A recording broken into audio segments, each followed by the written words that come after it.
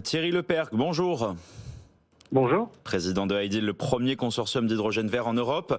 Thierry Lepercq, comment est-ce que vous analysez cette stratégie de Total Energy qui investit en Inde? Écoutez, c'est pas investi en Inde, c'est un point de bascule.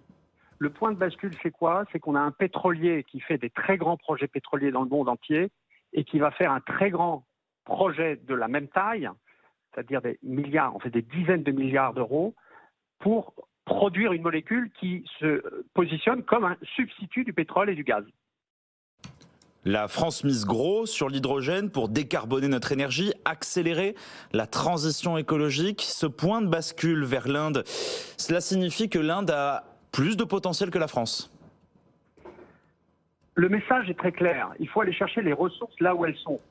Le même Total a annoncé des projets au Maroc et en Mauritanie. Pour ce qui nous concerne chez Ideal, qui avons donc le premier projet, le plus gros projet d'hydrogène vert en Europe, basé en Espagne. Pourquoi l'Espagne? C'est que c'est là où se retrouve la ressource renouvelable.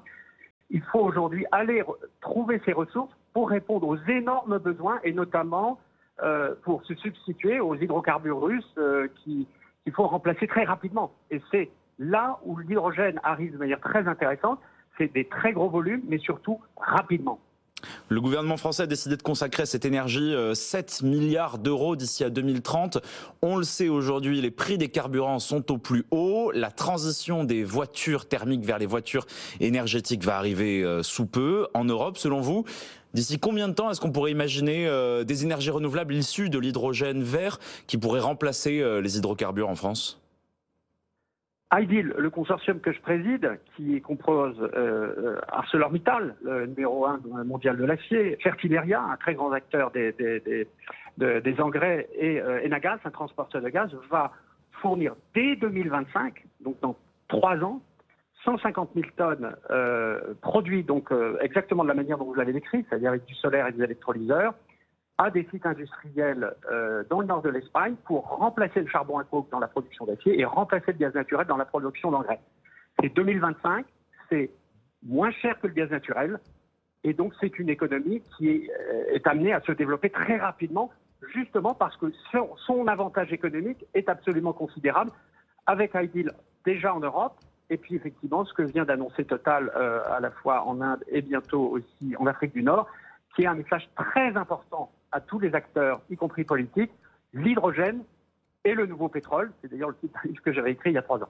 C'est-à-dire qu'aujourd'hui, on n'en est plus du tout, selon vous, au stade des prototypes, des micro-projets. L'hydrogène, aujourd'hui, est vraiment sorti de ce marasme dans lequel il était depuis de longues années. Le monde est fait de commodités. C'est quoi une commodité? C'est le pétrole, le gaz, le charbon, l'acier, le blé.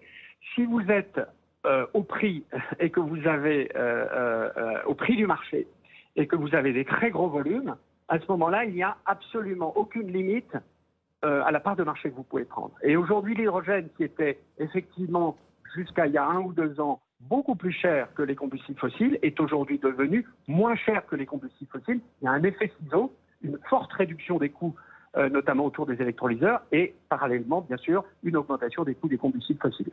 Thierry Lepercq, merci beaucoup pour votre participation, vos explications. Président de Ideal, premier consortium d'hydrogène vert en Europe. On l'a entendu, c'est un point de bascule que vient d'acter le pétrolier Total.